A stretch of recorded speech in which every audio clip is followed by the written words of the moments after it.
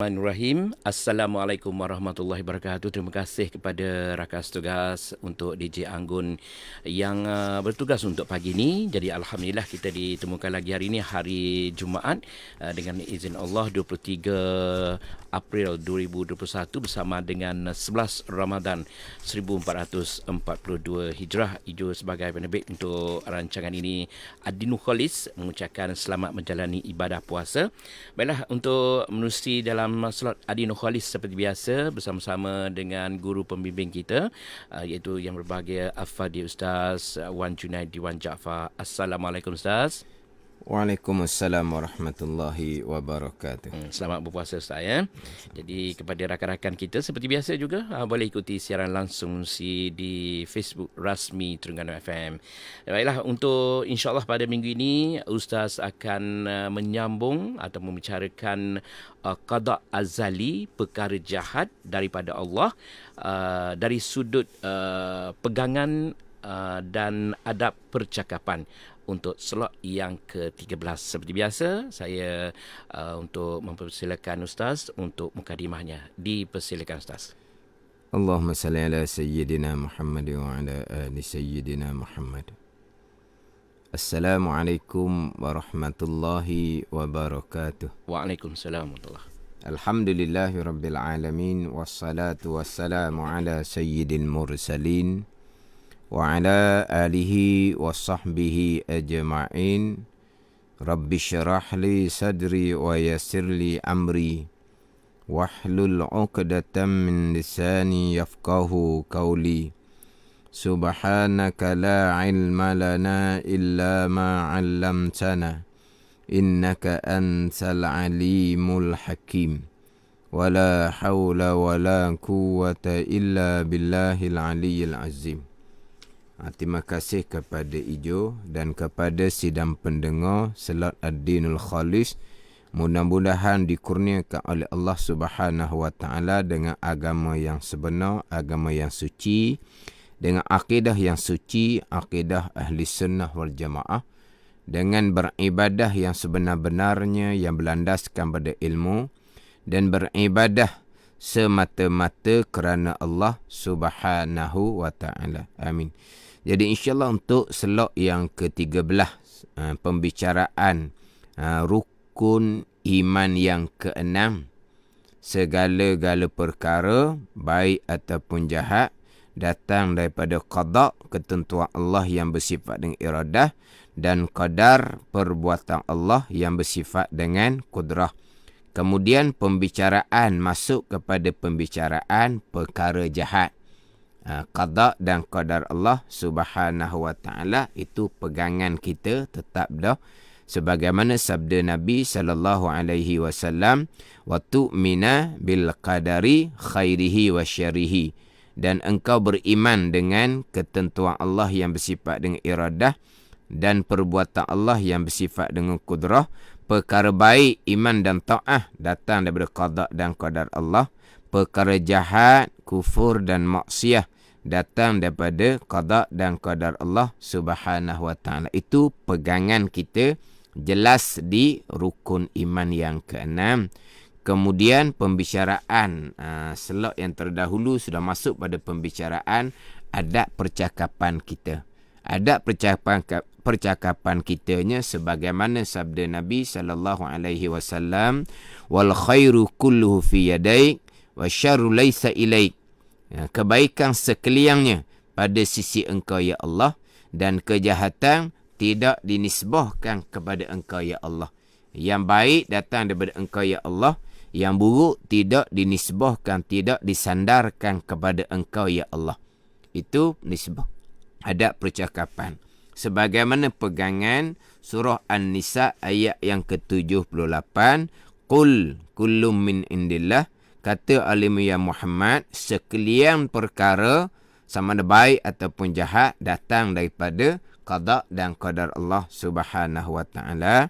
Kemudian adab percakapan syariatnya surah An-Nisa ayat yang ke-79, ma asabaka min hasanatin faminallah wa ma asabaka min sayyi'atin famin nafsik. Apa-apa kebaikan yang berlaku pada engkau ya Muhammad datang daripada Allah, dan apa-apa keburukan yang berlaku pada engkau ya Muhammad datang daripada diri engkau sendiri. Itu adab percakapan yang mana kita wajib beradab serta Allah Subhanahu Wa Taala dengan bahawa jangan sesekali kita sandarkan segala kejahatan, kekejian, keburukan kepada Allah Subhanahu Wa Taala, melainkan maqam mengajar disebut dalam kitab fi maqamit ta'lim. Pada ketika kita nak mengajar, cerita berkaitan dengan pegangan, maka kita sebutlah perkara baik, qada dan qadar, perkara jahat, kufur dan maksiat, perkara yang keji, perkara yang buruk, qada dan qadar Allah Subhanahu Wa Taala. Itu pada maqam mengajar dipanggil. Pada ketika kita nak mengajar berkaitan dengan akidah, hak rukun iman yang keenam. Mengajar ni bukan semestinya kita mengajar duduk atas kursi meja kuliah di masjid surau. Bukan mengajar ni, kita mengajar akan anak kita berkaitan dengan ilmu pegangan. Itu dipanggil maqam mengajar lah. Bahkan kalau kita sedang berada di atas kursi meja kuliah di masjid, ketika kita sedang mengajar, tetapi kita bukan membicarakan berkaitan dengan akidah rukun iman yang keenam, pun kita tidak boleh sandar keburukan kepada qada dan qadar Allah. Saya sedang mengajar sekarang ni. Awak bukan mengajar pembicaraan berkaitan dengan rukun iman yang keenam. Awak mengajar bab perkara yang lain. Maka jangan sesekali sandar keburukan kepada qada dan qadar Allah. Sebagaimana yang saya sebut sebelum ini, orang ceramah dia nak tutup majlis ilmunya dengan mereka kata yang baik daripada Allah, yang buruk datang daripada kelemahan saya sendiri. Tapi dia ketika mengajar, kenapa dia menyatakan yang buruk datang daripada diri sendiri? Sebab dia bukan mengajar pembicaraan berkaitan dengan akidah, berkaitan dengan rukun iman yang keenam. Maknanya kita menyebut bahawa perkara jahat, kufur dan maksiat datang daripada qada dan qadar Allah adalah ketika kita mengajar, membicarakan berkaitan dengan rukun iman yang keenam. Contohnya, kita mengajar kepada anak-anak kita. Selain daripada tu, kita wajib beradab dengan Allah dengan bahawa jangan sesekali kita menyandarkan perkara yang jahat, kufur, maksiat kepada qada dan qadar Allah Subhanahu Wa Taala. Bukan hanya perkara yang jahat, kufur dan maksiat, bukan perkara yang keji, perkara yang buruk pun kita tidak boleh menyandarkan kepada qada dan qadar Allah. Bukan hanya perkara jahat, perkara yang buruk walaupun tidak berdosa sekalipun, sebagaimana contoh yang saya sebut selok yang terdahulunya, pemalas seseorang, yang mana seseorang yang pemalas ni tidak ada tanggungjawab. Dia tidak ada keluarga. Maknanya makan minum dia cukuplah untuk diri dia. Tapi dia ni pemalas. Apabila orang tegur, kenapa kamu pemalas ni? Qada qadar Allah, saya ni pemalas. Haram hukumnya. Sebab walaupun pemalas dia tidak berdosa, sebab dia tidak ada tanggungjawab nafkah di seorang diri, makan minum dia sudah cukup, tapi pemalas ni benda yang buruk. Jangan sesekali sandar kepada qada dan qadar Allah Subhanahu Wa Taala, sehingga kan perkara yang keji, bukan perkara yang salah, perkara yang keji. Ini contoh dalam kitab. Contohnya didatangkan contoh babi. Jadi babi ni binatang yang huduh, yang keji. Jadi kalaulah orang tanya kita, babi siapa yang buat? Memanglah segala yang ada ni makhluk Allah Subhanahu Wa Taala. Kita tak boleh nak jawab secara totok. Mana secara totok? Babi itu Allah yang buat. Tak boleh cakap gitu, tidak beradab. Lepas tu kita nak jawab macam mana? Kita jawab semua binatang yang ada makhluk Allah Ta'ala belaka. Orang tanya secara khusus, babi siapa buat? Kita jawab, semua binatang yang ada adalah makhluk Allah Subhanahu Wa Taala. Kita jawab secara umum dia panggil. Cakap belapik lah. Cakap secara umum. Cakap umum. Pertanyaannya babi. Tapi kita jawab secara umum, semua binatang yang ada adalah makhluk Allah. Jadi termasuklah babi lah dalam semua binatang tu. Tapi jangan sebut babi gitu. Mucung gitu tu, mulut dia tu. Allah yang buat. Haram. Kerana tidak beradab. Walaupun sebenarnya babi tu Allah Ta'ala yang buat. Sehingga kan dalam kitab. Ni panggil apa tak tahulah. Kabu. Kabu tahi tau. Kabu tu dia biasa main tatahi. Adalah kabu tu. Tatahi dia adalah keluar kabu tu. Orang panggil apa tak tahu, baca standard tak tahulah. Siapa buat kabu duk main tatahi semua tu? Alah, siapa lagi buat? Allah Ta'ala lah. Kan tengok tu perkara huduh tu kan, keji yang duk sandar kepada qada dan qadar Allah. Walau itu bukan perkara yang maksiyah pun, tapi benda tak molek. Contoh ni. Contoh. Jumpalah tahi. Zaman dulu tak ada tahi dah. Zaman dulu bolehlah jumpa tahi. Jumpa tahi. Tahi ni siapa buat ni? Memang semuanya makhluk Allah. Kita nak jawab, tahi hok busuk tu Allah yang buat. Haram. Kerana tidak beradab. Walah itu bukan benda yang huduh, bukan benda yang berdosa. Sama telah pula kalau kita nak melakukan perkara yang berdosa. Haram kita menyandarkan perkara yang jahat, kufur dan maksiat kepada qada dan qadar Allah Subhanahu Wa Taala. Ni dari sudut adab percakapan, pegangan tetap dah segala-gala perkara datang daripada qada dan qadar Allah Subhanahu Wa Taala. Yang mana sebagai contoh yang saya datangkan slot yang terdahulu adalah kisah cerita Nabi Khidir AS dalam surah Al-Kahfi ayat yang ke-79 dan juga surah Al-Kahfi ayat yang ke-82. Saya sebut dah minggu slot yang terdahulu.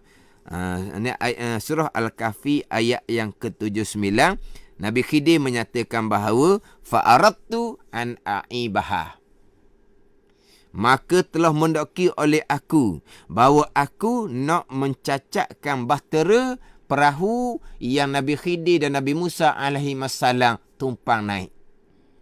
Sebab apa? Sebab di hadapan tu ada raja yang zalim, yang mana raja ni akan rapah perahu-perahu yang comel.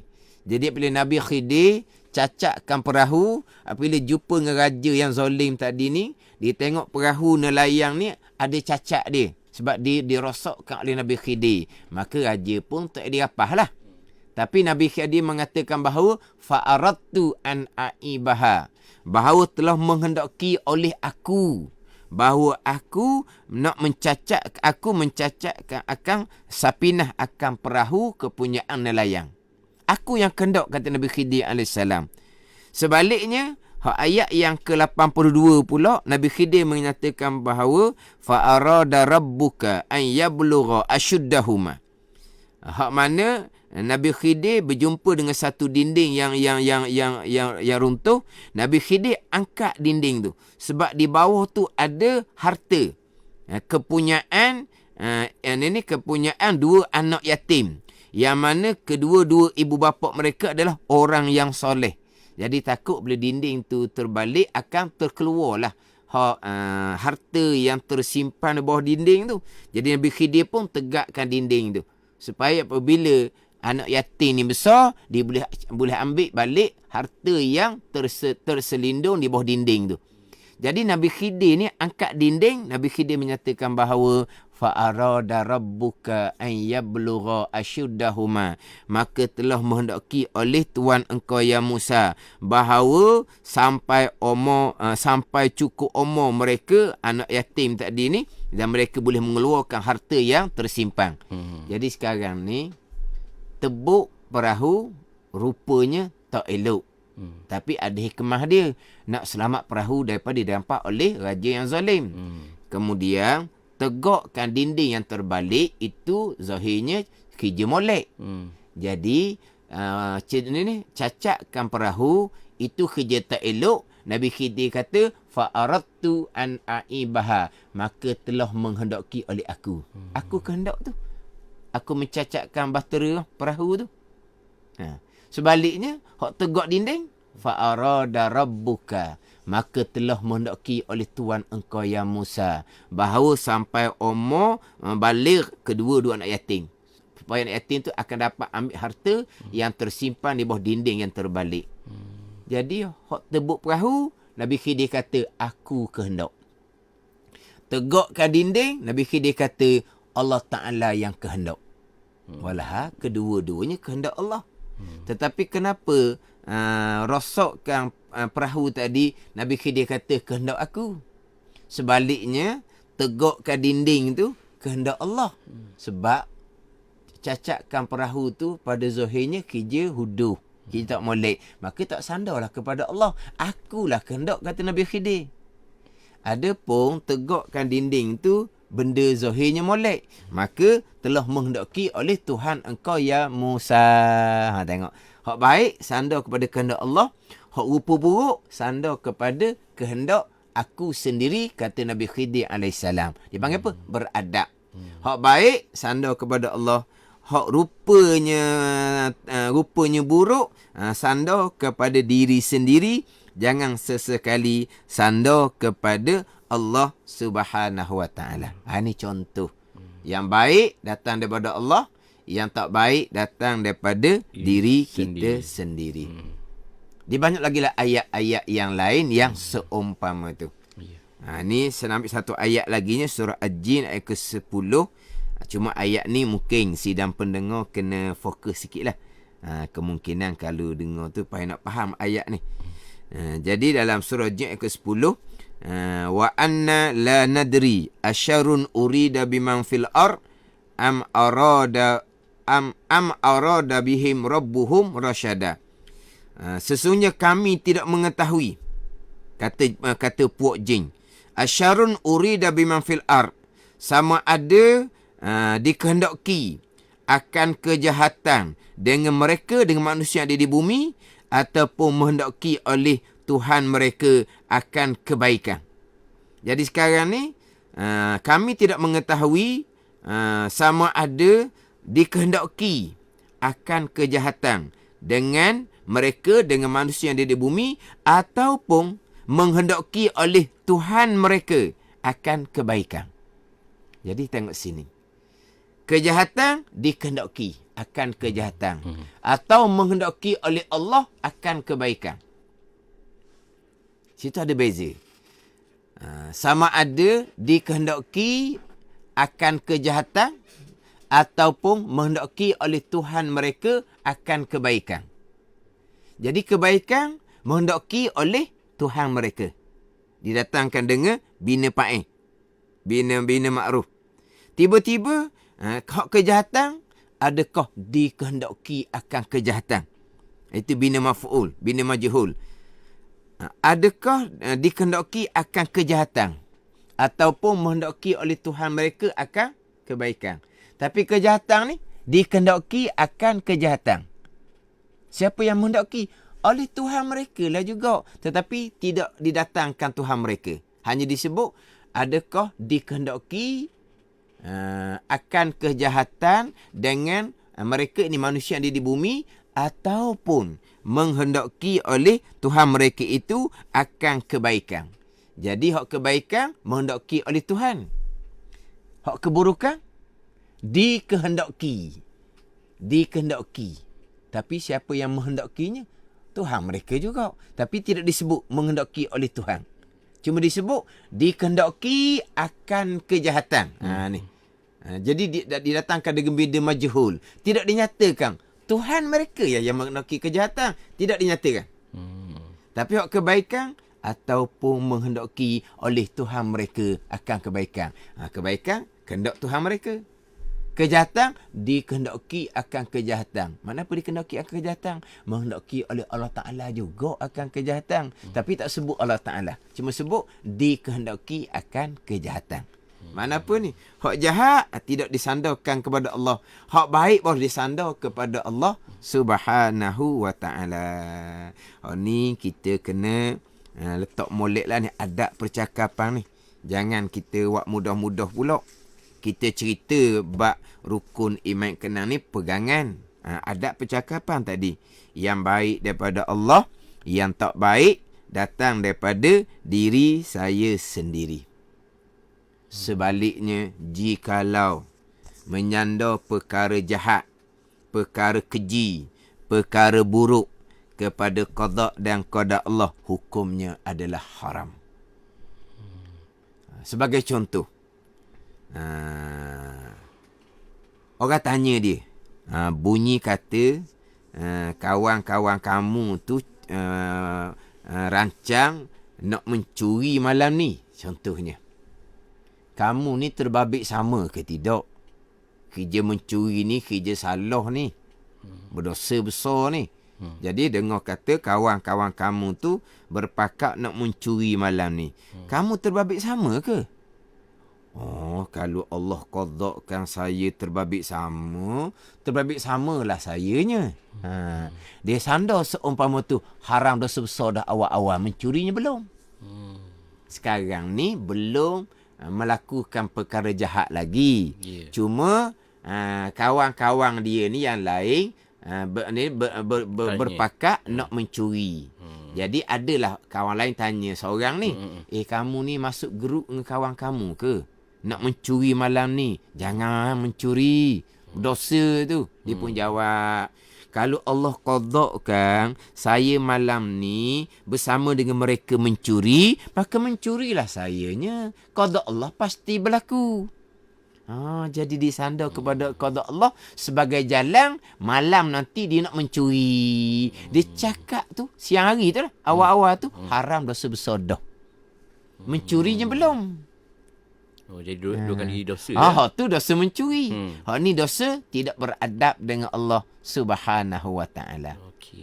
Jadi kalau Allah takdir dah malam ni mencuri, apa yang Allah takdirkan pastilah berlaku. Nak lari ke mana lagi saya ni? Kalau Allah takdirkan saya malam ni bersama dengan mereka mencuri, maka mencurilah saya. Tak ada lari ke mana-mana lah saya ni. Sebab qada Allah pasti berlaku. Haram dosa besar awal-awal lagi. Jangan awak mudah-mudah cakap ni. Bab perkara jahat ni nak cakap qada Allah kok luar gitu, jangan. Walaupun belum melakukan perkara yang jahat tu sekalipun. Begitu juga selepas buat perkara jahat. Kenapa kamu ni mencuri contohnya? Qada Allah mencuri ni. Hukumnya haram, dosa besar. Dia mencuri tu dosa besar dah. Haram. Orang tanya dak, kamu mencuri semalam? Lah qada belaka. Kalau Allah tidak qadakkan, saya tidak mencuri nah. Sama macam saya jadi main umpama dadah yang merosakkan diri ni, takdir Allah Ta'ala lah ni. Hukumnya haram, dosa besar. Jadi pelacur ni kenapa? Qada Tuhan lah jadi pelacur ni. Haram, dosa besar. Bahkan kalau disandar kepada qada Allah, mencuri dia, terbabit dengan dadah dia, terbabit dengan zina pelacur dianya, tujuan untuk menghalalkan kerja mencuri. Tak apalah mencuri qada Allah kan, halal lah. Tak apalah terbabit dengan dadah sebab qada Allah, halal lah. Tak apalah terbabit dengan zina menjadi pelacur sebab qada Allah, halal. Dia nak menghalalkan perkara yang haram, maka jatuh murtad orang ni, wal-iyazabillah. Kalau kosak dia, kenapa disandar mencuri dia kepada qada Allah? Kenapa disandar terbabit dengan dadah dianya kepada qada Allah? Kenapa disandar jadi pelacur dianya berzina kepada qada Allah? Tujuan untuk menghalalkan pekerjaan dia sebab qada Allah, jatuh murtad orang ni. Begitu juga tujuannya untuk menghina Allah. Dah orang duduk marah ke dia, kamu ni tak habis-habis mencuri. Kamu ni tak habis-habis terbabit dengan dadah, tak serik-serik kamu ni. Kamu duduk bising-bising mencuri ni. Kamu duduk bising-bising dengan dadah ni. Dia mencuri dengan dadah ni dia seregu tau. Mencuri dengan dadah ni. Orang dadah banyak mencuri. Jadi mencuri ke, terbabit dengan dadah ke, datang dia qada dan qada Allah Ta'ala lah. Jadi tujuan dia nak menghina Allah. Yang mengqadakkan dia mencuri, nak menghina Allah. Yang mengqadakkan dia terbabit dengan dadah. Jadi murtad orang ni, wa'alaizabillah. Kalau kosak seumpama tu, kalau dia sandar kepada qada Allah mencuri dia, sandar kepada qada Allah terbabit dengan dadah dia tu, nak lepas daripada orang marah ke dia, itu haram, dosa besar. Haram, dosa besar. Kalau nak menghalalkan, jadi murtad ni, wa'alaizabillah. Kalau nak menghina Allah Subhanahu Wa Ta'ala, jadi murtad orang ni, wa'alaizabillah. Bahkan sebagai contoh, sandar kata mencuri itu kepada qada Allah pernah berlaku pada masa pada masa pemerintahan Sayyidina Umar radhiyallahu anhu. Jadi seseorang tu ditangkap kerana mencuri. Sayyidina Umar pun tanyalah, kenapa kamu mencuri? Jawab jawab pencuri tu, qadallahu alayya. Allah Ta'ala mengqadakkan ke atas aku, kata pencuri tu. Jadi sekarang ni ditangkap kerana mencuri. Nak dijatuhkan hukuman hudud kerak tangan. Bila Sayyidina Umar tanya pencuri, kenapa kamu mencuri? Dia jawab, qadallahu alayya. Allah telah menentukan aku mencuri. Maka Sayyidina Umar radhiyallahu anhu menyuruh supaya tangan dipotong kerana mencuri itu hukum hudud, hukum dalam agama. Kemudian kena sebab. Mana tangan kena potong, kemudian kena ada hukuman tambahan, iaitu kena sebab. Jadi ditanya akan Sayyidina Umar radhiyallahu anhu, kenapa sebab? Sebab rotang lah. Kenapa kamu rotang? Hukum Allah mencuri adalah kerak tangan sahaja. Tidak ada kerak tangan dan sebab pukul dengan rotang contohnya. Kenapa jadi tambah? Sayyidina Umar pun jawab, kerak tangan kerana mencuri. Sebab kerana apa? Kerana dusta atas Allah Subhanahu Wa Ta'ala. Sayyidina Umar kata dusta. Apa ditanya, kenapa kamu mencuri? Pencuri itu jawab, qada Allah. Sayyidina Umar kata, dusta jawab seumpama tu. Dusta apa? Memanglah mencuri dia qada Allah Subhanahu Wa Ta'ala. Kenapa Sayyidina Umar kata dusta? Sebagaimana firman Allah Subhanahu Wa Ta'ala, sayaqulul ladzina asyraku law sya'allahu ma asyrakna wala abauna wala harramna min syai'in kadzalika kadzdzabal ladzina min qablihim. Lagi akan berkata, firman Allah Ta'ala, lagi akan berkata mereka yang menyekutukan Allah Subhanahu Wa Ta'ala. Allah Ta'ala beritahu kepada Nabi SAW, lagi akan berkata mereka yang menyekutukan akan Allah. Dia kata macam mana? Orang yang menyekutukan Allah ni kata macam mana? Orang yang menyekutukan Allah ni kata, jikalau menghendaki oleh Allah bahawa jikalau menghendaki oleh Allah bahawa kami tidak menyekutukan Allah, bapak-bapak kami tidak menyekutukan Allah, nescaya kami tidak akan menyekutukan Allah dan bapak-bapak kami pun tidak akan menyekutukan Allah. Jadi maknanya mereka menyekutukan Allah sandar kepada kehendak Allah, qada Allah. Bapak-bapak mereka menyekutukan Allah disandar kepada kehendak Allah, qada Allah Subhanahu Wa Ta'ala. Dan jikalau Allah Ta'ala tidak menghendaki kami mengharamkan satu perkara yang halal, nescaya kami tidak akan mengharamkan satu perkara yang halal. Jadi orang yang menyekutukan Allah ni akan kata kepada Nabi seumpama tu, jikalau Allah Ta'ala tidak menghendaki kami menyekutukan Allah, nescaya kami tidak akan menyekutukan Allah. Maknanya mereka menyekutukan Allah kerana dikehendaki oleh Allah. Kata puak musyrik ni, puak yang menyekutukan Allah. Jawab Allah Ta'ala, demikianlah pendustaan yang dilakukan oleh mereka-mereka yang sebelum daripada mereka yang menyekutukan Allah pada masa Nabi. Jadi puak-puak yang menyekutukan Allah ni disandar kepada kehendak Allah. Tuhan kata tu dusta, pendustaan.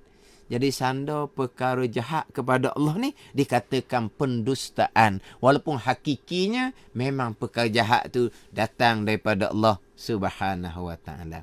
Dan kena ingat yang menyandarkan perkara jahat kepada qada Allah Subhanahu Wa Taala ni adalah Azazil, iblis yang menyandarkan perkara jahat kepada kehendak Allah Subhanahu Wa Taala.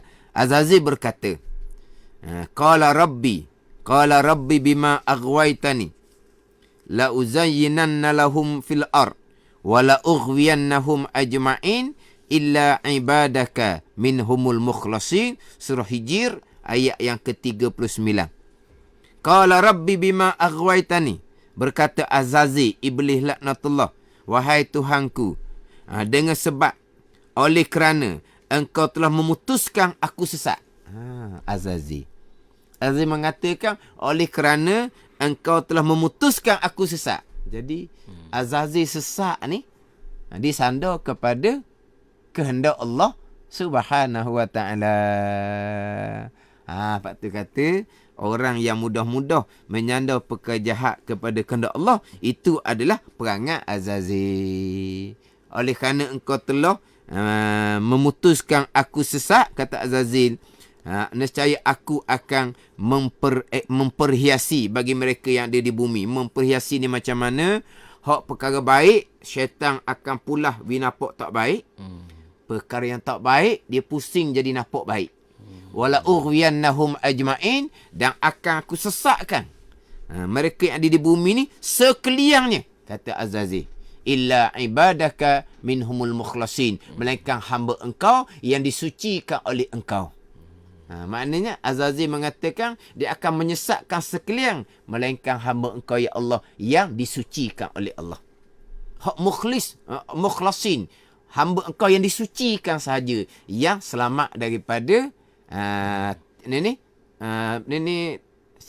penyesatan yang dilakukan oleh Azazil. Mereka yang disucikan oleh Allah. Jadi mudah-mudahan kita termasuk mereka yang disucikan oleh Allah, yang dia suci pada pegangan. Ni selok kita ad-dinul khalis, nak membicarakan berkaitan akidah yang suci. Mudah-mudahan kita termasuk dalam mereka yang disucikan oleh Allah Subhanahu Wa Taala. Suci dari segi pegangan, suci dari segi zahir, dan suci dari segi hati, beribadah semata-mata kerana Allah Subhanahu Wa Taala. Mereka yang disucikan oleh Allah sahajalah yang selamat daripada tipu daya syaitan dan iblis. Tapi nak ceritanya, Azazil menyandarkan kesesatannya kepada kehendak Allah Subhanahu Wa Taala. Lepas tu kata, kita kena jaga-jaga ni sebuah percakapan. Kita cerita bab pegangan, perkara baik, perkara jahat, datang daripada qada dan qada Allah Subhanahu Wa Taala. Bukan kata kita apabila kita buat kerja tak betul, apabila majikan kita marah, kenapa kamu buat kerja tak betul ni? Qada boh. Disandar kepada qada. Maka boh tu dia kena marah 2 kali. Sekali marah kerana buat kerja tak betul. Marah yang kedua kerana disandar perkara buruk kepada qada dan qadar, hukumnya haram, dosa besar pula di situ. Boh kena marah 2 kali. Dia gitu. Tapi kalau boh tu tak reti, majikan tu tak reti, kenapa kamu ni orang lain kerja comel je, dapat hasil yang banyak, kamu ni macam mana? Boh, qada Tuhan boleh banyak ke boleh sikit, qada Tuhan boh, nak buat macam mana boh? Walah orang lain kerja molek, dia kerja malah, tapi dia gagal nak capai macam orang lain, disandar bodoh qada. Tapi kalau boh majikan tu hok tak reti, bunyi kata qada, telong kepala, nyesuk kepala boh. Dah qada tak nak marah pula. Kalau boh hok reti, kamu bukan saya tak tahu kamu kerja tak betul. Kamu sandar bodoh qada. Hok kamu kerja ni tak molek kena marah pula sekali lagi ni. Sebab apa? 2 kali salah. Satunya kerja tak betul. Yang keduanya sandar kepada qada dan qadar. Kalau boh reti lah. Sama juga kalau kita kata kita mukir janji. Orang tunggulah kitanya. Janji pada pukul sekian. Siapa lambat? Kamu ni janji macam mana? Saya tunggu sini lama mana dah saya tunggu ni. Kamu baru siapa? Nak kerana dah kodok-kodak siapa lewat. Dia mungkin janji itu berdosa dah. Dia sandar pada kodok-kodak haram dosa besar pula sekali lagi. Jangan mudah-mudah nak menyandarkan perkara buruk, perkara yang salah kepada kodok dan qadar Allah Subhanahu wa taala. Ini pernah. Ni ambil pengajaran. Jadi mak ni, ibu ni mengaji kuliah tauhid. Perkara jahat qadar-qadar. Dia pun balik ajar pada anak dia. Perkara jahat qadar-qadar. Jadi anak dia okey. Anak jenis akalang. Budak akalang. Budak akalang panjang panggil tak? Budak akalang panjang. Baik qadar-qadar, jahat qadar-qadar juga ni. Siapa satu masa dia buat benda salah. Anak tu lah. Anak tu buat benda salah. Mak biasalah. Marahlah nak hukum. Mak baru je beritahu kan. Perkara buruk, perkara salah pun qadar-qadar kan. Dah qadar-qadar kenapa mak marah saya pula? Jadi mak ni pula mengaji tak habis. Bila anak buat alasan begitu, dah mak ajar perkara yang jahat, perkara yang salah, perkara yang buruk, qadar-qadar. Sekarang ni, hari ni anak buat salah. Jadi mak nak marah, nak hukum. Anak pun kata, mak marah buat apa mak? Perkara salah yang saya lakukan ni kan mak ajar dah baru ni kan. Segala-gala qadar-qadar kan. Kenapa mak nak marah sayanya? Saya buat benda salah. Tapi mak ni jenis tak ngaji sekerak panggil. Tak ngaji tak habis. Lepas tu mak pun pergi pula kelas. Ustaz, saya lepas saya ajar pada anak saya baik buruk tu qadar-qadar, dia buat benda salah, saya nak hukum dia, tiba-tiba dia kata qadar-qadar. Lepas tu saya pun tak jadi apa, tak hukum lah sebab dia kata qadar-qadar. Sekarang ni tak ajar tak lengkap. Cerita bab pegangan saja, baik, jahat, salah, buruk, qadar-qadar. Kena cerita adab percakapan. Kena cerita adab percakapan. Tak boleh cakap gitu. Lain kali kalau kamu buat salah, kamu cakap pula seumpama tu, kamu akan dihukum 2 kali. 1 kali hukum kerana kamu buat salah. Ya. Hukuman yang kedua kerana kamu sandar kepada qadar-qadar. Jadi kalau kata piak dengan rotan sekali, kalau kamu sandar kepada qadar-qadar, salah kamu yang sepatutnya kena rotan sekali, rotan jadi 2 kali. Kalau kamu sandar kepada qadar-qadar, kena marah lah. Tapi mak ajar ni, ajar tak habis. Jadi anak ni bunyi kata begitu kok, tak apa ni. Modal lah ni, modal. Sampai masa nanti kalau buat salah, kalaulah dia ni, kalau mak marah, ni modal dah ni, modal. Buat keluar ayat sama. Ayat dah. Perkara salah qadar-qadar kan kenapa mak nak hukum. Jadi maknanya kena ajar molek lah. Itu pegangan. Percakapan tetap dah. Itu pegangan tetap dah. Segala-gala qadar dan qadar. Adab percakapan yang baik daripada Allah, yang tak baik datang daripada diri kita sendiri. Melainkan yang kita boleh sandar perkara yang buruk kepada qadar-qadar, perkara buruk tu telah kita lakukan. Dan kita pun sudah insaf. Kita pun sudah bertaubat. Tiba-tiba orang masih lagi mengungkit-ngungkit akan kesalahan lampau kita yang kita sudah insaf, kita sudah tinggalkan dan kita sudah bertaubat. Tapi orang masih lagi ungkit kesalahan lampau kita. Untuk elok daripada ungkitan orang, untuk elok daripada cercaan orang, maka syarak mengharuskan kita menyandar kesalahan lampau kita kepada qada dan qadar. Saya dulu memanglah buat benda hak tak baik. Tapi saya sudah bertaubat, kamu ungkit buat apa? Itu semua qada-qadar. Kita sandar pada qada-qadar, kesalahan lampau yang kita lakukan, yang kita sudah insaf, kita sudah berhenti, kita sudah bertaubat, kita sandar untuk elok daripada cercaan, ungkitan orang, bangkitan orang. Maka diharuskan pada syarak sebagaimana dalam hadis sahih Bukhari Muslim, hak kisah ruh Nabi Musa bertemu dengan ruh Nabi Adam AS. Nabi Musa tanya Nabi Adam AS berkaitan dengan Nabi Adam makan buah khuldi yang menyebabkan dikeluarkan daripada syurga. Kan keluar daripada syurga kerana Nabi Adam AS makan buah khuldi. Maka Nabi Musa AS tanya Nabi Adam AS makan buah khuldi tu yang menyebabkan keluar daripada syurga Allah Subhanahu wa ta'ala. Nabi Adam AS pun jawab, asalumuni ala amrin qad qadarallahu alayya qabla an yakhluqani bi 40 sanah. Adakah kamu nak mencela akan aku atas perkara yang telah mentakdirkan Allah Ta'ala atas aku sebelum Allah Ta'ala menjadikan akan aku 40 tahun? Jadi Nabi Adam sandar maka wa khuldi menyebabkan terkeluar daripada syurga Allah kepada kehendak Allah. Sebab apa? Sebab Nabi Adam sudah bertaubat. Kenapa Nabi Musa AS masih lagi nak bertanya? Maka Nabi Adam sandar kepada kehendak Allah Subhanahu Wa Taala, yang mana perkara yang berlaku pada Nabi Adam tu adalah perkara yang telah dikehendaki oleh Allah sebelum Allah Ta'ala menjadikan Nabi Adam 40 tahun. 40 tahun ni daripada catatan Lauh Mahfuz sampailah kepada dijadikan Nabi Adam alaihissalam. Jadi maknanya untuk elok cercaan, maka syarak membenarkan sandar perkara yang salah yang kita lakukan pada masa lampau kepada qada dan qadar Allah Subhanahu Wa Taala. Itu sahaja yang diharuskan pada syarak. Selain daripada itu, jangan sesekali kita menyandarkan perkara yang jahat, perkara yang buruk, perkara yang salah kepada qada dan qadar Allah Subhanahu Wa Taala.